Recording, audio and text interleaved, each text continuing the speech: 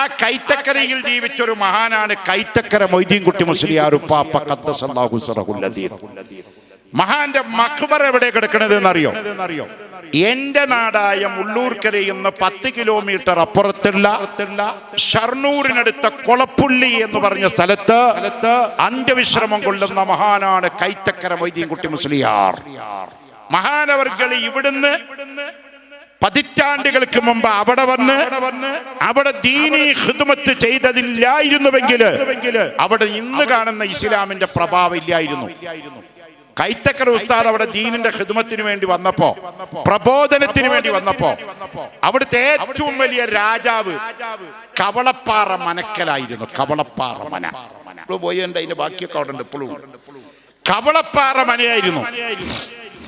ആ മനക്കര രാജാവിന്റെ അടുത്ത് എന്ന് കൈത്തക്കര ഉസ്താദ് പറഞ്ഞു, മുസ്ലിമീങ്ങൾക്ക് നിസ്കരിക്കാൻ ഈ ഷർണൂരും കൊളപ്പുള്ളിയിലും ഒന്നും പള്ളിയില്ല.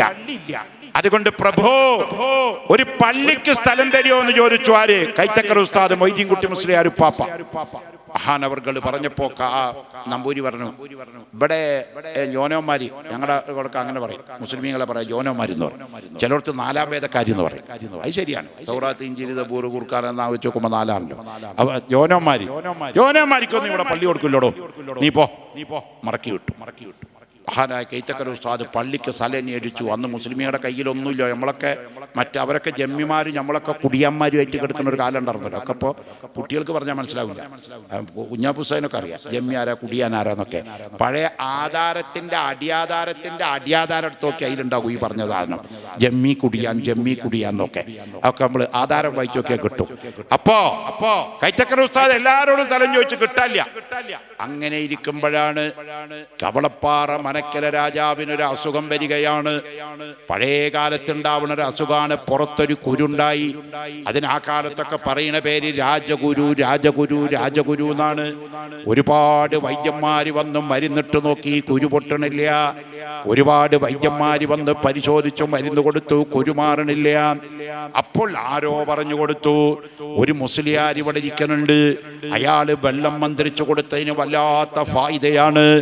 അയാളെ വിളിച്ച് വെള്ളം മന്ത്രിച്ച് കുടിച്ചാൽ ചിലപ്പോൾ ഈ കുരു പൊട്ടാൻ സാധ്യതയുണ്ട്. അങ്ങനെതാ കവളപ്പാറമനയിൽ നിന്ന് ഒരു ദൂതൻ കൈത്തക്കര മൊയ്തീൻകുട്ടി മുസ്ലിയാർ ഉപ്പാപ്പ ഖദ്ദസല്ലാഹു സിറഹുൽ അദീദ് മഹാന്റെ ഹദറത്തിലേക്ക് വരികയാണ്. മഹാനായ കൈത്തക്കര ഉസ്താദിനോട് ചെന്ന് വിവരം പറഞ്ഞപ്പോൾ കൈത്തക്കര ഉസ്താദ് പറഞ്ഞു, ഞാൻ നേരിട്ടങ്ങ് വരാം. എന്നിട്ട് നേരിട്ടങ്ങ് ചെന്നു. ആ രാജാവിന്റെ പുറത്തുള്ള കുരു നോക്കി, ഒരു ഗ്ലാസ് വെള്ളമെടുത്തു മന്ത്രിച്ചു, കുറച്ചാ കുരുവിന്റെ മേലെ ഒഴിച്ചു, കുറച്ചു കുടിക്കാനും കൊടുത്തു.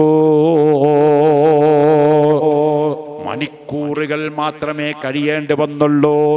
ഒരിക്കലും പ്രതിവിധിയില്ല എന്ന് പറഞ്ഞ രാജഗുരു പൊട്ടി വലിച്ചുപോയി. അതുവതാ ഇല്ലാതെയായി പോയി. ഈ അസുഖം ഭേദമായത് കണ്ടപ്പോൾ കവളപ്പാറമനയിലെ രാജാവ് പറഞ്ഞു, ആ ഉസ്താദിനെ പോയി വിളിച്ചു കൊണ്ടുവാ. രണ്ടാമതും വിളിപ്പിച്ചിട്ട് പറഞ്ഞു, നിങ്ങൾക്ക് എവിടൊക്കെയാണ് പള്ളിക്ക് സ്ഥലം വേണ്ടത്? കൈത്തക്കര ഉസ്താദ് പറഞ്ഞു, എനിക്ക് ഷർണൂർ ഒരു പള്ളിക്ക് സ്ഥലം വേണോ.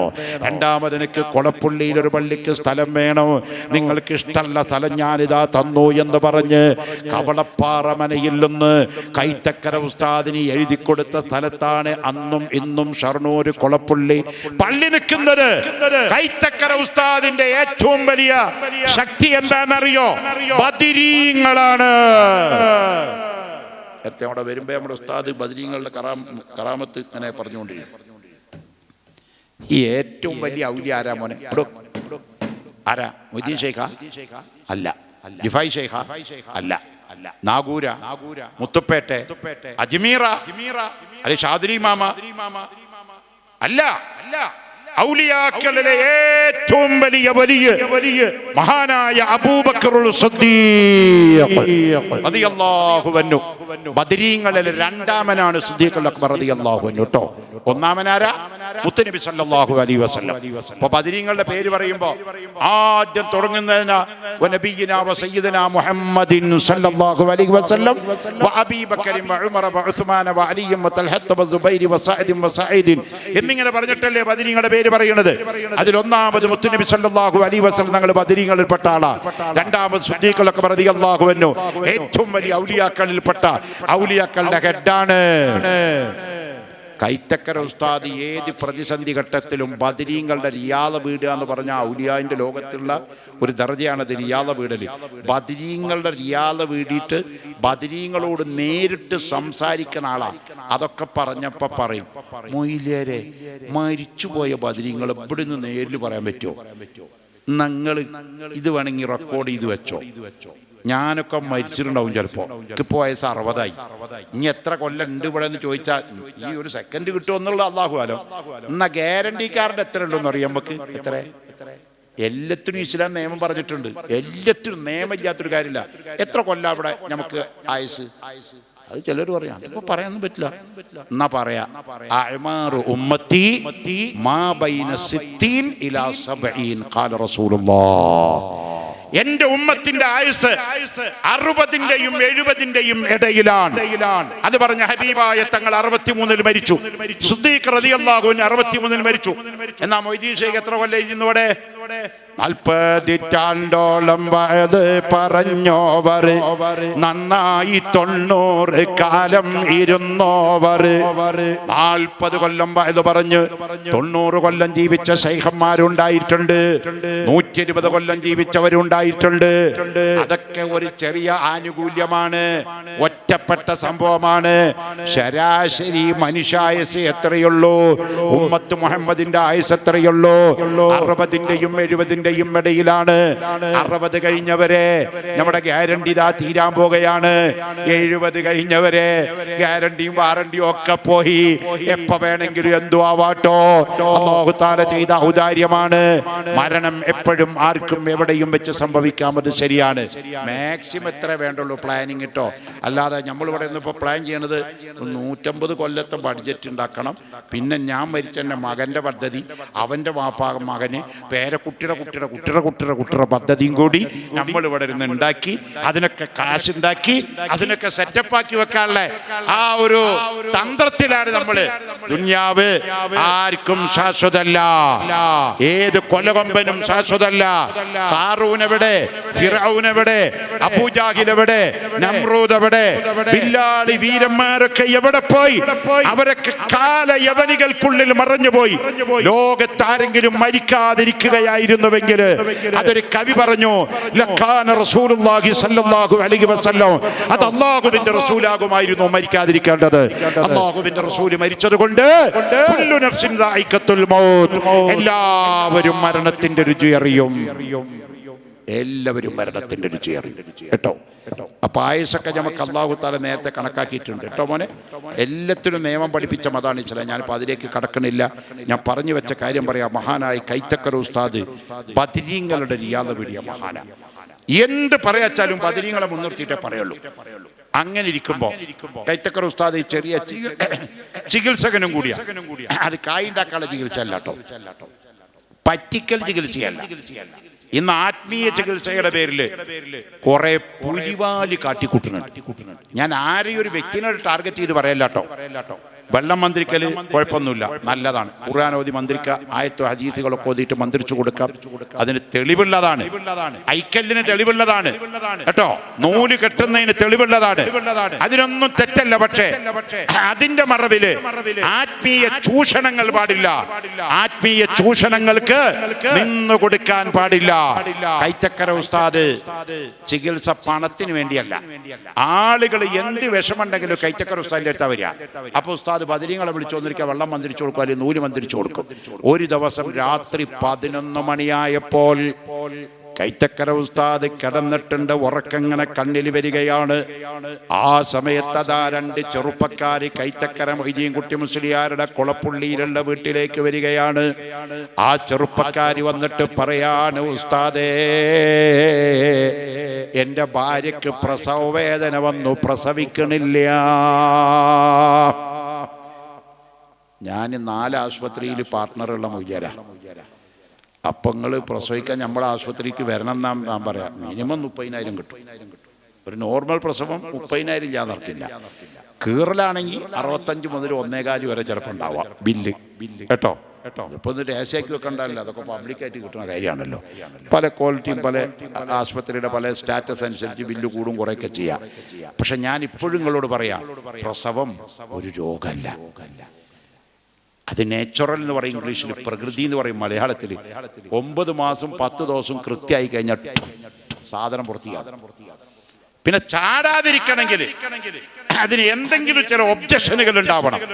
അപ്പൊ ട്രീറ്റ്മെന്റ് കൊടുക്കേണ്ടി വരും കേട്ടോ. എൻ്റെ ഉമ്മ പ്രസവിച്ചത് എൻ്റെ വീട്ടിൽ തന്നെയാണ്.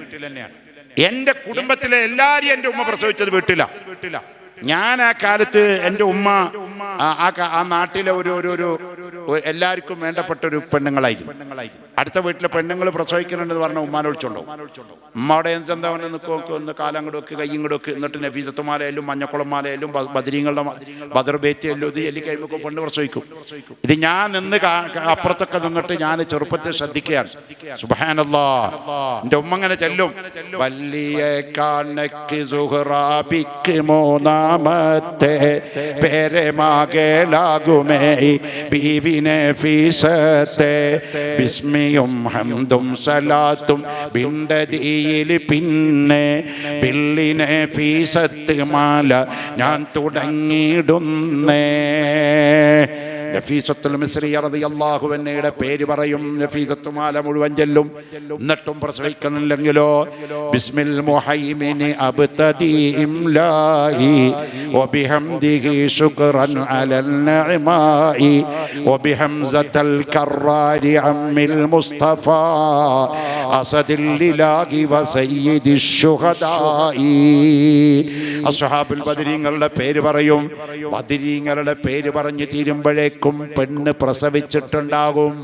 അങ്ങനെ ബദർ ബൈത്ത് കേട്ട്, മദീമാല കേട്ട്, ദിഫായിമാല കേട്ട് പ്രസവിച്ച കുട്ടികളൊക്കെ വലിയ കുഴപ്പമില്ലാത്ത മക്കളായിട്ടുണ്ട്. ഇതിപ്പോ കേൾക്കണത് ലേബർ റൂമിൽ ചെന്നാൽ പിന്നെ ഞാനിതിൽ പറയാൻ പറ്റില്ല. ആ സാധനം പിന്നെ അത് ട്രോളിയിട്ട് അതിന് മറുപടിക്ക് ഞാൻ നടക്കണം. നിങ്ങളിതൊക്കെ കഴിഞ്ഞു പോകും. പിന്നെ എൻ്റെ കബറിലൊക്കും കൂടി വരും ഈ സാധനമായിട്ട് കുറേ ആൾക്കാർ. അതുകൊണ്ട് ഞാനിവിടെ പരസ്യമായിട്ട് പറയില്ല, രഹസ്യമായിട്ട് ചോദിച്ചാൽ പറയാം. അങ്ങനെ ജനിച്ച കുട്ടികള് പ്രസവിക്കുമ്പോൾ നല്ലത് കേൾക്കണം. അതുകൊണ്ട് അല്ലാഹു അക്ബർ എന്ന ബാങ്കിന്റെ ശബ്ദം ആ കുട്ടിയുടെ ചെവിയിലേക്ക് കേൾപ്പിച്ചാൽ ആ കുട്ടി സാലിഹാകും.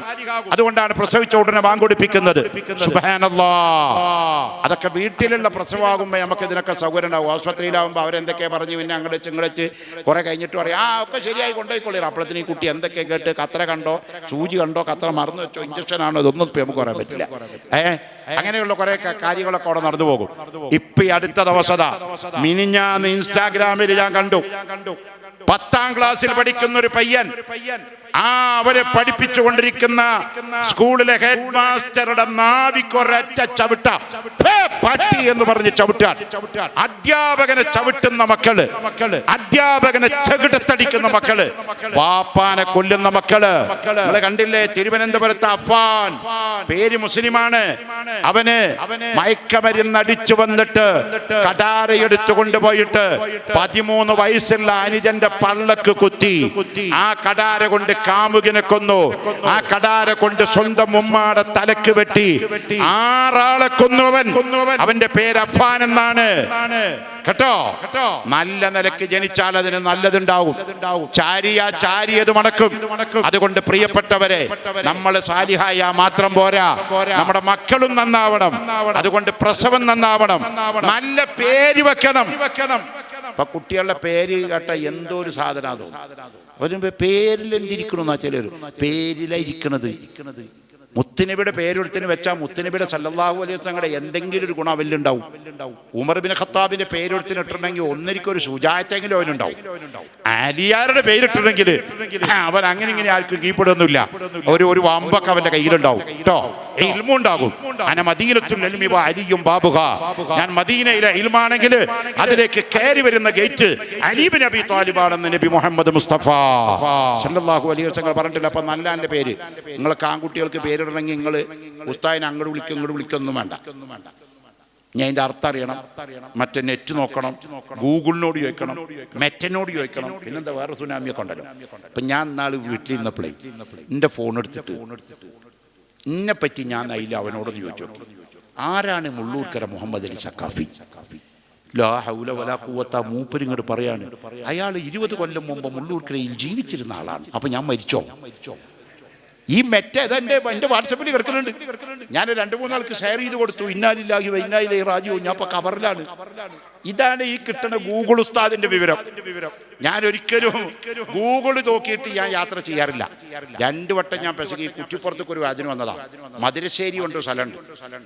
അങ്ങനെ ഡ്രൈവർ പറഞ്ഞു, ചെക്കൻ പറഞ്ഞു മധുരശ്ശേരിയിൽ എത്തിയാൽ മതി ഉസ്താദയാണ്. ഡ്രൈവർ പറഞ്ഞു അവൻ കുറച്ച് ഇന്റർനെറ്റ് കൈകാര്യം ചെയ്യണം, ഗൂഗിൾ അടിച്ചാൽ മതി. എന്നാൽ ഈ വിട്ടോ പറഞ്ഞോ, അല്ല വണ്ടി ഓടിക്കണം. പടച്ചോനെ, കുറ്റിപ്പുറത്ത് നിന്ന് 4 കിലോമീറ്ററുള്ളൂ മധുരശ്ശേരിക്ക്. 14 കിലോമീറ്റർ ഓടിയിട്ട് മധുരശ്ശേരി എത്തുന്നില്ല. അപ്പോൾ ഒരു സ്ഥലത്ത് ചെന്നാൽ പിന്നെയും പറയും you turn the right. Right തിരിഞ്ഞ് പിന്നെയും കുറഞ്ഞു കഴിഞ്ഞാൽ പറയും ഇനി ലെഫ്റ്റ് എടുത്തോ. ലെഫ്റ്റ് കഴിഞ്ഞാൽ പിന്നെ അങ്ങനെ പോയി ഞങ്ങളൊരു കുന്നിൻ്റെ മുകളിലെത്തി. പിന്നെ റൈറ്റ് തിരിയാൻ പറയുന്നുണ്ട്. ചാടിയാ കുളത്തില്ല. ഞാൻ പറഞ്ഞു ഇനി റൈറ്റ് തിരിയാണ്. അവസാനം ഞാൻ ഫോൺ വിളിച്ചു, പൊന്നു മോനെ ഞങ്ങളൊരു ജബൽ ഖുബൈസിൻ്റെ മുകളിലെത്തിയിട്ടുണ്ട്, എന്ത് ചെയ്യും? അവിടുന്ന് കഴിച്ചലാകാൻ പിന്നെ ഒരു ഓട്ടോറിക്ഷ വിളിച്ചു വരുത്തി. ആ ഓട്ടോറിക്ഷയുടെ പിന്നാലെ കൊണ്ടുവന്നു. ഇപ്പം ഞാൻ എവിടേക്കോ അതിന് മുമ്പ് ഡ്രൈവറോട് പറയും ഈ ഗൂഗിൾ ഉസ്താദ് വേണ്ട കേട്ടോ, നേരെ അവിടെ നിർത്തും. ഒന്നിരിക്കും ഓട്ടോറിക്ഷക്കാരൻ അല്ലെങ്കിൽ കാറുകാരൻ അല്ലെങ്കിൽ കച്ചവടം ചെയ്യുന്ന ആൾക്കാരോട് ഇറങ്ങിപ്പോയി ചോദിക്കുക. അതിന് 5 മിനിറ്റ് പോയാലും വേണ്ടില്ല. അതാണ് ടെക്നോളജി കേട്ടോ. ടെക്നോളജിയുടെ പിറകെ പോയിട്ട് അത് മാത്രം സത്യമാണെന്ന് വിശ്വസിച്ച് പോകണ്ട. അല്ലാഹു തആല നമുക്കൊക്കെ നല്ലത് മനസ്സിലാക്കി മുന്നോട്ട് പോകാനുള്ള തൗഫീക്ക് നൽകട്ടെ. ഞാൻ നിർത്തുകയാണ്. പറഞ്ഞു വെച്ച ഒറ്റ കാര്യം പറയാണ്. ബഹുമാനപ്പെട്ട കൈത്തക്കര മൊയ്തീൻകുട്ടി മുസ്ലിയാർ ഉപ്പാപ്പാടെ ഹദറത്തിൽ വന്നിട്ട് ഈ 2 മനുഷ്യന്മാർ പൊട്ടിക്കരയാണ്. ഉപ്പാപ്പാ, എന്റെ ഭാര്യ പ്രസവവേദന കൊണ്ട് നൊമ്പലപ്പെടുകയാണ്. അവള് പ്രസവിക്കണില്ല. ഞങ്ങൾ ദ്വാരുന്നു, മഞ്ഞക്കുളമാലയല്ലി മൊയ്തീമാലയല്ലി, പ്രസവിക്കണില്ല. ഉപ്പാപ്പൊന്ന് വരണം. 11:30 മണിക്കാ വിളിക്കണം. കൈത്തക്കര ഉസ്താദ് വേഗം തുണിയൊക്കെ എടുത്ത് തലയെ കെട്ടണം, മുണ്ട് തോളിലിട്ട് തൊപ്പി വെച്ച് ഇറങ്ങുമ്പോൾ ഭാര്യ ചോദിച്ചു, അവരെങ്ങൾക്ക് പരിചയം ഉണ്ടോ ചോദിച്ചു. എന്തിന് പരിചയം? പാവങ്ങൾ കരീന കണ്ടില്ലേ? ആലിമീങ്ങളുടെ കൽബില് കിബറില്ലല്ലോ. അവരുടെ കൂടെ അങ്ങ് പോയി. കുറെ അങ്ങ് പോയപ്പോൾ വിജനമായൊരു സ്ഥലത്ത് കൂടെ പോകുകയാണ്. ആ കാലഘട്ടത്തില് ടോർച്ചോ അതുപോലെ തന്നെ പന്തോ ചൂട്ടോ പോലത്തെ ലൈറ്റുള്ളൂ കയ്യില്. ഇന്നത്തെ പോലെ മൊബൈലും സാറ്റലൈറ്റും സ്ട്രീറ്റ് ലൈറ്റും വൈദ്യുതിയൊക്കെ കുറവുള്ള കാലമാണ്. ആ വിജനമായ സ്ഥലത്തെത്തിയപ്പോൾ ഈ കൊണ്ടോണ 2 ആളുകൾ പറയാണ്, എടാ കള്ള മൊയ്ലിയരെ, ഞങ്ങളുടെ ഭാര്യക്ക് പ്രസവമില്ല ക്രസവുമില്ല, ഞങ്ങളൊന്നെ പറ്റിക്കാൻ വേണ്ടി ചെയ്തതാണടാ. അന്നെ കൊല്ലാൻ വേണ്ടി കൊട്ടേഷെടുത്ത ഗുണ്ടകളാണ് ഞങ്ങള്. അന്റെ ഈ കള്ളമന്ത്രവാദം ഞങ്ങൾ ഇവിടെ അവസാനിപ്പിക്കും എന്ന് പറഞ്ഞ് കൈത്തക്കര ഉസ്താദിനെ കൊല്ലാൻ വേണ്ടി അവരുടെ കയ്യിലുള്ള തോർത്തുമുണ്ടെങ്കി പിരിച്ചിട്ട് മഹാനായ കൈത്തക്കര ഉസ്താദിന്റെ കഴുത്തിലിട്ടു. ഒരാൾ ഒരറ്റ അങ്ങോട്ട് പിടിച്ചു, മറ്റാളി കറ്റിങ്ങോട്ടും പിടിച്ചു. പാതിരാത്രിയാണ്, വിജനമായ സ്ഥലമാണ്. ആർത്തട്ടഹസിച്ചാൽ പോലും ഒരു മനുഷ്യ ജീവി വരാത്ത സ്ഥലത്താണ് മഹാനായ കൈത്തക്കര മൊയ്തീൻകുട്ടി മുസ്ലിയാർ. അവിടുന്ന് ഒരൊറ്റ വിളിയാണ്, ബദരീങ്ങളെ, ഇല്ലാഹി സല്ലിമിൽ ഉമ്മ മിനൽ ആഫാതി വന്നിഖ്മ വമിൻ ഹമ്മിൻ വമിൻ ഉമ്മ ബിഅഖിലിൽ ബദീരി യാ അല്ലാഹ്. ബദരീങ്ങളെ എന്നൊരു വിളി കൈത്തക്കര ഉസ്താദ് വിളിച്ചപ്പോൾ പെട്ടെന്നതാ 4 ഭാഗത്തുനിന്നും ചൂട്ടും പന്തും ലൈറ്റുമായി ആളുകൾ വരുന്നു. ഉസ്താദേ ഉസ്താദേ ഉസ്താദേ. ഇത് കണ്ടോ അക്രമി സംഘം കയ്യിലുള്ള തോർത്തുമുണ്ട് വലിച്ചെറിഞ്ഞ് ഓടി മറഞ്ഞു പോയി. ആളുകൾ വന്നു ഉസ്താദിനോട് ചോദിച്ചു, ഉസ്താദ് എന്താ ഈ പാതിരാത്രി ഇവിടെ? ഉസ്താദ് പറഞ്ഞു, അത് ഒരുത്താൻ വിളിച്ചതാണ്, അപ്പൊ ചെറിയ പ്രശ്നമായി എന്ന് പറഞ്ഞു. ആയിക്കോട്ടെ, എന്നെ വീട്ടിലാക്കിയാ മതി എന്ന് പറഞ്ഞു. കൈത്തക്കര ഉസ്താദ് മുന്നിലും ഈ ആളുകൾ പിന്നിലുമായി നടന്നുപോയി. കൊളപ്പുള്ളിയിലുള്ള തന്റെ വീടിന്റെ പടിക്കലെത്തുന്നത് വരെ അവരുമായി സംസാരിച്ചു കൊണ്ടിരുന്നു. പടിക്കെത്തിയപ്പോ കൈത്തക്കര ഉസ്താദിനൊരു ആഗ്രഹം, പാവങ്ങൾ ഞാൻ വിളിച്ചിട്ട് വന്നവരല്ലേ, പാതിരാത്രി വന്നവരല്ലേ, ഭാര്യനെ കൊണ്ടൊരു കട്ടൻ ചായ ഉണ്ടാക്കി കൊടുപ്പിച്ച് വിടാമെന്ന് പറഞ്ഞിട്ട്, മക്കളെ ആരും പോണ്ടട്ടോ, ഞാനൊരു കട്ടൻ ചായ തരാമെന്ന് പറഞ്ഞ് തിരിഞ്ഞങ്ങ് നോക്കുമ്പോ ഒരു മനുഷ്യനില്ല, ഒരു ലൈറ്റും ഇല്ല, ഒരു പന്തും ഇല്ല, ഒരു ചൂട്ടുമില്ല. ഔലിയാക്കളുടെ ക്യാപ്റ്റനാണ് അബൂബക്കർ സിദ്ദീഖ് തങ്ങള്. മുഹ്യിദ്ദീൻ ശൈഖ് റളിയല്ലാഹു അൻഹു പറഞ്ഞതെന്തേ? പല്ലേ തലത്തിലോ എന്നെ വിളിപ്പോർക്ക് വായ്ക്കൂടാവുത്തീരം ചെയ്യും ഞാനെന്നോവർ ആരുണ്ടതെന്റെ മഖാമീനതെത്തിയിട്ട് ആരാനുമുണ്ടെങ്കിൽ ചൊൽവീനതെന്നോവർ قد قلت بالإذن من مولاك مؤتمرا قدمي على رقبات الأولياء ترى. ഉദയാസ്തമയത്തിന്റെ ഇടയിലുള്ള എല്ലാ ഔലിയാക്കളും എന്റെ കാലിന്റെ ചോട്ടിലാണെന്ന് പറഞ്ഞ അബ്ദുൽ ഖാദർ ജീലാനി തങ്ങളടക്കം ബദരീങ്ങളുടെ ചോട്ടിലാണ്. അതാണ് ബദർ മൗലൂദിലെ അവസാനത്തെ ആ ഹിക്കായത്തൊന്ന് വായിച്ച് വഖാവദ് ഖുറൈശുദ്ദാറാനി റളിയല്ലാഹു അൻഹു പറയാണ് അന്നഹു സമിഅ മിൻ മശായിഖിൽ ഹജ്ജദ, മശായിഖന്മാരിൽ നിന്ന് കേട്ട വിവരമാണ്. വഖാല ഗൈറുഹു, അവരും അവരല്ലാത്തവരും പറഞ്ഞിരിക്കുന്നു ഇന്ന കസീറൻ മിനൽ ഔലിയാഇ ലം തഹ്സുൽ ലഹുൽ വിലായത്തു ഇല്ലാ ബിഖറാഅത്തി അസ്മാഇഹിം വതവസ്സുലി ബിഹിം. ബദരീങ്ങളെ കൊണ്ട് തവസ്സുലാക്കാതെ, ബദരീങ്ങളെ വിളിക്കാതെ ഒരു വലിയും വലിയായിട്ടില്ലടോ. ഏത് വലിയ വലിയായതോ ബദരീങ്ങളെ കൊണ്ട് തവസ്സുലാക്കിയിട്ടാണ്. എല്ലാ ഔലിയാക്കളുടെയും നേതാവാണ് അസ്ഹാബുൽ ബദരീൻ. ഉറക്കെ പറഞ്ഞോ റളിയല്ലാഹു അൻഹു. അവരുടെ സ്റ്റാറ്റസ് എന്താണെന്ന് അറിയാം നിങ്ങൾ? ബദരീങ്ങളുടെ ദർജ എന്താന്ന് നിങ്ങൾ വിചാരിച്ചു? മൊയ്ൻകുട്ടി വൈദ്യരുടെ ഒരൊറ്റ വരി കേട്ടാൽ നിങ്ങൾക്ക് മനസ്സിലാവുക. കുറഞ്ഞതേ മനസ്സിലാവുള്ളൂ, കൂടുതൽ പറയാനുള്ള സമയമില്ല. എനിക്ക് അറിയുന്നത് തന്നെ പറയാനുള്ള ആരോഗ്യമില്ല, സമയമില്ല. എനിക്കാണെങ്കിൽ ഈ സമുദ്രത്തിലെ വാറുന്ന ഒരു ടീസ്പൂൺ കൊണ്ട് മുക്കിയ പോലെ വിവരം എൻ്റെ അടുത്ത് വിവരമൊക്കെ ഉള്ളൂ.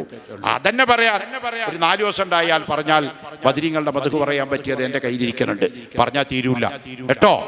സുബ്ഹാനല്ലാഹ്, ബദരീങ്ങളുടെ മഹത്വം പറഞ്ഞാൽ തീരൂല. ബദരീങ്ങൾ ആരാണ്? അവർക്കുള്ള സ്റ്റാറ്റസ് എന്താന്ന് പറഞ്ഞ കറാവുങ്കൽ ചെയ്തതും ഇനി ചെയ്യും ഖതാദംബ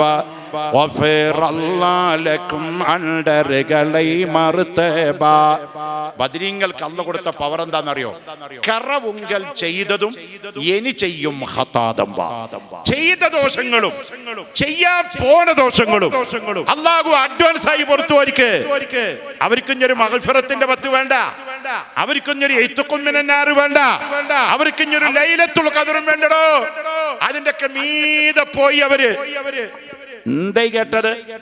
ചെയ്തത് മുഴുവൻ പുറത്തു, ചെയ്യാൻ പോണതും പുറത്തു. ഇത് സംബന്ധമായ ഒരു ചരിത്രം ഹദീസിലെ കിതാബിലൊക്കെ നോക്കിയാൽ കാണാം. ബദരീങ്ങളിൽപ്പെട്ട ഒരു സഹാബിയാണ്. ബദർ യുദ്ധമൊക്കെ കഴിഞ്ഞിട്ട് മക്ക മുശ്രിക്കീങ്ങള് ബദർ യുദ്ധത്തിന്റെ ആഘാതം മുശ്രിക്കീങ്ങളെ കൽബിന്ന് പോണില്ല. കാരണം അബൂജഹൽ നേതാവ് പോയല്ലോ, ഉത്ബത്ത് പോയല്ലോ, ഷൈബത്ത് പോയല്ലോ, അങ്ങനെ വലീദ് പോയല്ലോ. മക്ക കാഫിരീങ്ങളുടെ കേമങ്ങാരൊക്കെ ബദറിൽ ചത്തലോ. പിന്നെ ആകെ മക്കയിൽ ഇപ്പൊ ആരല്ലോ? ഒരു അബൂ സുഫിയാൻ ഉണ്ട്. ഖാലിദ് ബിൻ വലീദ് ആണെങ്കിൽ ഉഹദ് യുദ്ധം കഴിഞ്ഞതോടെ ഇസ്ലാമിലേക്ക് വന്നു. അപ്പൊ മക്കയിലുള്ള പ്രമുഖരൊക്കെ ഇസ്ലാമായി. ഇനി ഒരു അബൂ സുഫിയാനും കുറച്ചാളും മാത്രമേ ഉള്ളൂ.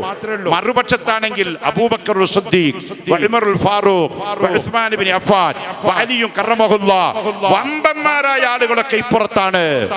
അതുകൊണ്ട് മുസ്ലിങ്ങൾക്കൊരു തിരിച്ചടി കൊടുക്കണം, കാച്ചണം തിരിക്കാൻ. അങ്ങനെ ഇരിക്കുന്ന സമയത്ത് സുബ്ഹാനല്ലാഹ്, മുസ്ലിമീങ്ങൾക്കെതിരെ യുദ്ധത്തിന് പുറപ്പെടുന്നു എന്ന വിവരം അതേ മക്കത്തുനിന്ന് കാഫിരീങ്ങൾ മുസ്ലിമീങ്ങൾക്കെതിരെ യുദ്ധത്തിന് തയ്യാറെടുക്കുന്ന വിവരം വന്നുകൊണ്ടിരിക്കുകയാണ്. ആ സമയത്ത് സഹാബത്തിന്റെ കൂട്ടത്തിൽപ്പെട്ട ഒരു വ്യക്തി, ഒരു സഹാബിയാണ്. നേരത്തെ ഞാൻ പേര് പറഞ്ഞ സഹാബി എന്ത് ചെയ്തു? ഒരു കത്ത് എഴുതുകയാണ് മക്കയിലുള്ള തൻ്റെ കുടുംബത്തിൽപ്പെട്ട കാഫിരീങ്ങൾക്ക്. മുഹമ്മദ് നബിയുടെ കൂടെ പഴയ പോലെയല്ല, ബദറിൽ പറഞ്ഞ പോലെ 313 ഇപ്പൊ 1000 അവരുടെ കയ്യിൽ ആയുധമുണ്ട്, ഒട്ടകണ്ട്, കുതിരണ്ട്, അങ്കിയുണ്ട്, വാളുണ്ട്, എല്ലാം ഉണ്ട് എന്ന് പറഞ്ഞ് ഇവിടെയുള്ള സർവ്വ രഹസ്യവും അല്ലാഹുവിന്റെ റസൂലിന്റെ രഹസ്യം ചോർത്തിയിട്ട് ഒരു കത്ത് ഒരു സഹാബി എഴുതിയിട്ട് ഒരു പെണ്ണിന്റെ കയ്യിൽ കൊടുത്തു. ആ പെണ്ണ കത്തുമായി മക്കയിലേക്ക് പോകുകയാണ്. എല്ലാ രഹസ്യവും അവിടെ ചെന്നാ പരസ്യാകും. അള്ളാഹിന്റെ റസൂലിന് വഹ്യ് വരികയാണ്. ജിബ്രീൽ അലൈഹിസ്സലാം എന്ന മലക്ക് പറയുകയാണ്, അങ്ങയുടെ സകല രഹസ്യമായൊരു കത്തുമായൊരു പെണ്ണ് പോണുണ്ട്. അള്ളാന്റെ റസൂല് അലി തങ്ങളെ വിളിച്ചിട്ട് പറയാണ്, അലി ഏത് നിർണായക അവസരത്തിലും റസൂലുള്ള വിളിക്കുന്ന പേര് അലിയാണ്. ഏത് നിർണായക അവസരത്തിലും റസൂലുള്ള വിളിക്കുന്ന പേര് അലിയാണ്. ഖൈബറിൽ വിളിച്ചത് അലിയാണ്, മറ്റു പല സന്ദർഭങ്ങളിലും വിളിച്ചത് അലിയാണ്. ഹിജറ പോകുന്ന സമയത്ത് റസൂലുള്ളാഹിന്റെ വിരിപ്പിൽ കടത്തുയർത്തിയിട്ട് അള്ളാഹിന്റെ റസൂല് പോയതും അലിനെ അവിടെ തനിച്ചാക്കിയിട്ടാണ്. ആ അഷ്റഫുൽ ഖൽഖ് സല്ലല്ലാഹു അലൈഹി വസല്ലമ തങ്ങള് അലി തങ്ങളെ വിളിച്ചിട്ട് പറയാണ്, ആ കത്തുമായി കൊണ്ടുപോകുന്ന പെണ്ണുണ്ടല്ലോ, അവളെ പിടിച്ചു കൊണ്ടുവരണം. അലി റളിയല്ലാഹു അൻഹു അവളെ പിടിച്ചു. ഒരു തടാകത്തിന്റെ അടുത്ത് വെച്ച് അവളെ കൊണ്ടുവന്നു പിടിച്ചു. അവളുടെ മുടിക്കെട്ടിന്റെ ഉള്ളില് ആരും കാണാത്ത നിലക്ക് ഭദ്രമായി ആ കത്ത് വെച്ചിരുന്നു. ആ കത്ത് കൊണ്ടുവന്ന് റസൂലുള്ളാഹിന്റെ കയ്യിൽ കൊടുത്തു. ആ കത്ത് വായിച്ചപ്പോൾ മക്കയിലുള്ള മദീനത്തുള്ള സഹാബത്തിന്റെ എല്ലാ രഹസ്യവും ആ കത്തിലുണ്ട്. അള്ളാഹിന്റെ റസൂല് ചോദിക്കുകയാണ്, ആരാണ് ഈ കത്തെഴുതിയത്? എഴുതിയാളുടെ പേരുവയിലുണ്ട്. ആരാണ് ഈ കത്തെഴുതിയത്?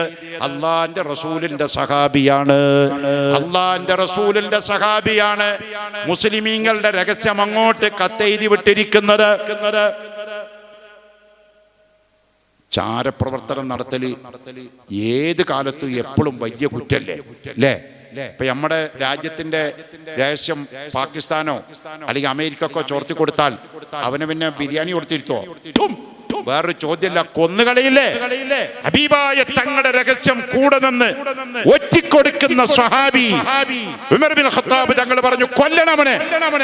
അലിയാര് പറഞ്ഞു, കൊല്ലണവനെ. സ്വഹാബത്ത് പറഞ്ഞു, കൊല്ലണവനെ.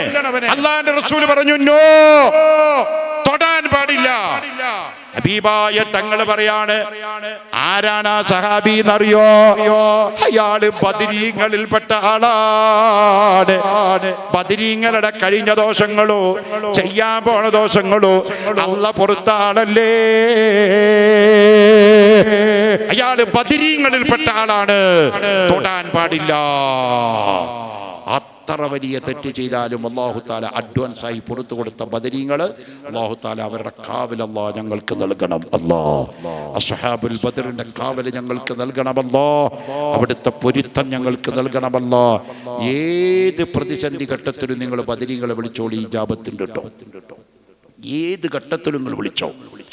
വിളിക്കും പോലെ അങ്ങോട്ട് വിളിച്ചാൽ, നല്ല കൽബോടെ വിളിച്ചാൽ, നിങ്ങൾക്ക് ഒന്നുമില്ലെങ്കിൽ ഇത്ര പറഞ്ഞാൽ മതി, തവസ്സൽനാ ബിബിസ്മില്ലാ വബിൽ ഹാദി റസൂലില്ലാ വകുല്ലി മുജാഹിദിൻ ലില്ലാ വഅഹ്ലിൽ ബദരി യാ അല്ലാഹ്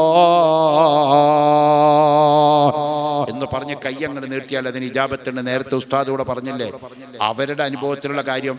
എനിക്കിപ്പോൾ 46ാമത്തെ കൊല്ലാണ് ഞാൻ വയലു പറയാൻ തുടങ്ങിയിട്ട്. മീസാനോദന കാലത്ത് തന്നെ വയലു തുടങ്ങിയിട്ടുണ്ട്. 58 കൊല്ലം മുമ്പ് പ്രാസംഗികനാണ് ഞാൻ. അന്ന് സ്കൂളിൽ പഠിക്കുന്ന കാലത്തൊക്കെ പ്രസംഗത്തിൽ ഫസ്റ്റ് എനിക്ക് തന്നെ ഉണ്ടാവുക. പക്ഷെ വയലിൽ ഞാൻ മീസാനോദന കാലത്ത് തന്നെ വയലിൽ 2 ദിവസം 3 ദിവസമൊക്കെ വയലു പറയാൻ തുടങ്ങി. അങ്ങനെ വരുമ്പോൾ എനിക്കിപ്പോൾ 60 വയസ്സായി കഴിയാൻ പോകുക. ഇപ്പൊ 46ാമത്തെ കൊല്ലത്തിലേക്ക് ഞാൻ വയലിന് വരുമ്പോൾ ബദരീങ്ങളെ കൊണ്ട് എന്റെ ജീവിതത്തില് എനിക്ക് അനുഭവപ്പെട്ട കാര്യങ്ങള് ഒന്നൊന്നായി നിരത്തി പറയുകയാണെങ്കിൽ ഒരുപാട് പറയാനുണ്ട്. എന്റെ നാട്ടിലൊരു ഹംസ മുസ്ലിയാരി പറഞ്ഞ ഒരാളുണ്ടാവും. എന്നെ മദ്രസയെ പഠിപ്പിച്ച ഉസ്താദാണ് CV ഹംസ മൗലവി മുള്ളൂർക്കര. ബദർ പാടി പറയുന്ന ആളാണ്. മൂപ്പരാണ് എനിക്ക് ഈ പാട്ടൊക്കെ പഠിപ്പിച്ചു തന്നത്. ഞാൻ മദ്രസയിൽ 5ാം ക്ലാസ്സിൽ ഞാൻ പഠിക്കുമ്പോഴാണ് ഞങ്ങളുടെ നാട്ടിൽ സമസ്ത അന്ന് അംഗീകരിച്ചത്. മദ്രസ അന്ന് ഒറ്റ സമസ്തയേ ഉള്ളൂ. ഞാൻ 5ാം ക്ലാസ്സിൽ പഠിക്കുമ്പോഴാണ് മുള്ളൂർക്കര നുസ്രത്തുൽ ഇസ്ലാം മദ്രസയിൽ 5ാം ക്ലാസ്സിൽ പഠിക്കുമ്പോഴാണ് ഞങ്ങളുടെ നാട്ടിൽ സമസ്ത അംഗീകരിക്കുന്നത്.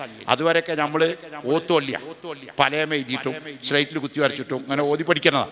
സമസ്ത വരുന്നത് ഞാൻ അവിടെ 5ാം ക്ലാസ്സിലുള്ളപ്പോഴാണ് എൻ്റെ നാട്ടിൽ സമസ്ത അംഗീകരിക്കുന്നത്. അന്ന് എന്നെ 5ാം ക്ലാസ്സിൽ പഠിപ്പിച്ച CV ഹംസ മൗലവി മുള്ളൂർക്കര ബദർ പാട്ടിന്റെ വിദഗ്ധനായിരുന്നു. ബദർ ഇങ്ങനെ പാടി പറയുന്ന ആളാണ്. അപ്പൊ അങ്ങനെ ബദർ പാടുമ്പോ ഇന്നെ അതിന്റെ പിന്നിൽ നിർത്തിയിട്ട് ഞാൻ നല്ല പാട്ടാ സ്റ്റെപ്പിനി ആയിട്ട് പാടാൻ എന്നെ കൊണ്ടുപോകും. ഒരു വരി മൂപ്പരി പാടിയ അര വരി എന്നെ കൊണ്ട് ഇങ്ങനെ പഠിക്കും. നോക്കിയിട്ട് പാടിയാൽ മതി, കാണാതെ പാടുകയൊന്നും വേണ്ട. അന്നാ കാലത്ത് ബദറൊക്കെ സഫല, ബദർ, കർബലൊക്കെ ഒട്ടുമിക്കതും എനിക്ക് കാണാതെ തന്നെ കിട്ടിയിരുന്നു. പാടി പാടി പാടി ഉസ്താദിന് വലിയ ഇഷ്ടമായിരുന്നു. ഞാൻ ചെറുപ്പമല്ലേ, നല്ല കൂറ്റുമാണ്, അതുകൊണ്ട് എന്നെ കൊണ്ടുപോയിട്ട് ഇങ്ങനെ പാടിക്കുമെന്ന്. സുബ്ഹാനല്ലാഹ്. ആ ഉസ്താദ് അന്ന് ബദർ പാട്ട് പാടുന്ന സമയത്ത് 16 കൊല്ലായിട്ട് മക്കളില്ലാത്തൊരു പെണ്ണ്, ആ നബീസാത്ത, എനിക്ക് നല്ല ഓർമ്മയുണ്ട്. ആ ഉമ്മപ്പ അടുത്ത കാലത്താ മരിച്ചു പോയത്, മുള്ളൂർക്കരയിൽ. 16 കൊല്ലായിട്ട് മക്കളില്ലാത്തൊരു പെണ്ണ് കാതുന്നൊരു കമ്മല് ഊരിയെടുത്തിട്ട് ബദരീങ്ങൾക്ക് വേണ്ടി നിയ്യത്ത് ചെയ്ത് ആ മജ്ലിസിൽ കൊണ്ടുവരിക. ഉസ്താദ് ഞങ്ങൾ എല്ലാവരും നീപ്പിച്ചിട്ടിട്ട് അസ്മാഉൽ ബദറിലെ ബദരീങ്ങളുടെ പേര് 313 മുഴുവൻ ചൊല്ലി ഈ തവസ്സുൽ ബൈത്തി ചൊല്ലിയിട്ട് ഒരു ദുആ നടത്തി. എന്നിട്ട് ബദരീങ്ങൾ അത് നിങ്ങൾക്ക് നിറവേറ്റി തരുമെന്ന് പറഞ്ഞതാണ്. പിറ്റത്തെ മാസം 16 കൊല്ലം ഗർഭിണിയാവാത്ത പെണ്ണ് പിറ്റത്തെ മാസം ഗർഭം ധരിക്കുകയാണ്. അവരാൺകുട്ടിക്ക് ജന്മം നൽകുകയാണ്. സുബ്ഹാനല്ലാഹ്. ബദരീങ്ങളുടെ കറാമത്ത് പറഞ്ഞാൽ തീരൂല. കൈത്തക്കര ഉസ്താദുമായി ബന്ധപ്പെട്ടത് ഞാൻ ഇവിടെ പറഞ്ഞു. നമുക്കൊക്കെ കിട്ടും. ദിവസം നിങ്ങൾ എന്ത് വേണമെന്നറിയോ? മിനിമം ഒരു ഫാത്തിഹെങ്കിലും ബദരീങ്ങൾക്ക് ഓത്. ബഹുമാനപ്പെട്ട താജുൽ ഉലമ ഉള്ളാൾ തങ്ങളുപ്പാപ്പ ഖദ്ദസല്ലാഹു സിറഹുൽ അദീദ്, താജുൽ ഉലമയുടെ ഒരു ക്ലിപ്പ് നിങ്ങൾ കേൾക്കുന്നുണ്ടോ? താജുൽ ഉലമയുടെ ക്ലിപ്പ് ഇങ്ങനെ ഓടുന്നുണ്ട്. എന്താ എന്നാ പറയുന്നതെന്നറിയോ? എടാ, ഞാൻ എല്ലാ കിതാബും കാണാതെ ദർശനം നടത്തുക. ബുഖാരി ആയാലും ജമ്മായതും ബൈലാബി ആയാലും ഖാദിയായാലും മുല്ലാസനായാലും ഏതായാലും ഞാൻ കാണാതെയാണ് ദർശനം നടത്തുന്നത്. എനിക്കിപ്പോ എല്ലാ കിതാബും കാണാതെ കിട്ടും. എന്നിട്ട് താജുൽ ഉലമ പറയാ, ഇതെങ്ങനെയൊക്കെ കിട്ടിയതെന്ന് അറിയടാ, ഞാൻ എല്ലാ ദിവസവും മൊയ്തീൻ ഷെയ്ഖിന് ഒരു പാത്തി ഓതോടാ. മൊയ്തീൻ ഷെയ്ഖിന് പാത്തി ഓതാതെ ഞാൻ ഉറങ്ങിയിട്ടില്ല. മജീമാല നോക്കിയാ കാണാ, അവർക്കൊരു ഫാത്തിഹ നിത്യവും ഓതുവിൽ അവരെ ദുആയും ബറക്കത്തുമെത്തുമേ. അതുപോലെ ബഹുമാനപ്പെട്ട ബദരീങ്ങൾക്ക് വേണ്ടി നിങ്ങൾ നിത്യം ഒരു ഫാത്തിഹ ഓതിയാൽ അവരുടെ ബറക്കത്ത് നിങ്ങൾക്ക് കിട്ടും.